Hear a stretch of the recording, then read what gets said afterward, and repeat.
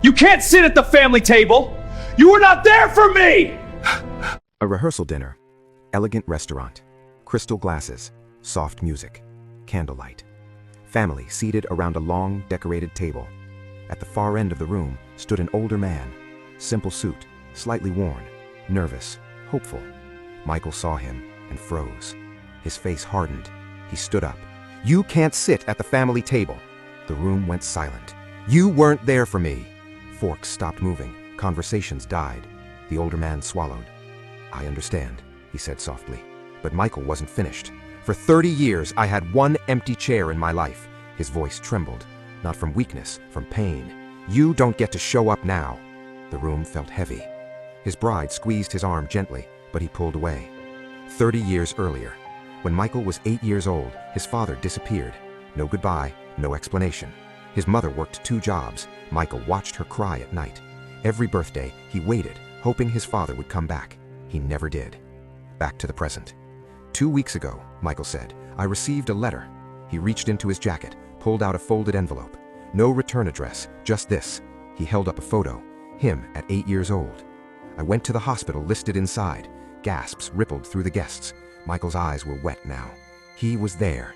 He pointed to the older man, and he said he never left by choice. The room stirred. That's when his mother slowly stood up, her hands shaking. "Michael," she said, her voice fragile. "It's true." Everyone turned to her. "I found out about the letter before you did. I went to the hospital first." Michael blinked in shock. "What?" She looked at the older man. "He begged me not to tell you." Tears streamed down her face. "He was diagnosed with a degenerative illness when you were 8. He couldn't afford treatment. He thought he would become a burden." Michael's breathing grew shallow. "He signed away his parental rights," she whispered, "so I could remarry and give you stability." Michael's voice cracked. "You never remarried?" She nodded. "I didn't need to." The father finally spoke, voice trembling.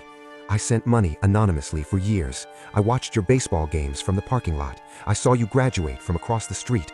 The room held its breath. "I thought hating me would make you stronger. I thought loving you meant disappearing." Michael's anger collapsed into regret, pain, confusion. He looked at his mother. "You knew?" She nodded. "I hated him too, until I learned why." Michael looked back at his father.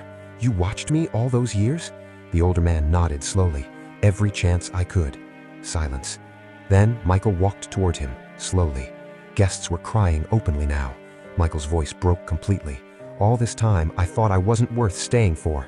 His father shook his head desperately. "You were the only reason I stayed alive." That was it. Michael pulled him into a tight embrace for the first time in 3 decades. The room erupted in quiet sobs. His bride wiped tears. His mother covered her mouth. Michael held his father and whispered, "You can sit at the family table." The next day, at the ceremony, Michael placed 2 chairs in the front row, one for his mother, one for his father. Not perfect, not whole, but present. During his speech, he said, "Sometimes the people we think abandoned us were fighting battles we never saw." The lesson? Before you close your heart, make sure you know the whole story. Drop a heart if forgiveness is stronger than pride. Follow for stories that heal what anger hides.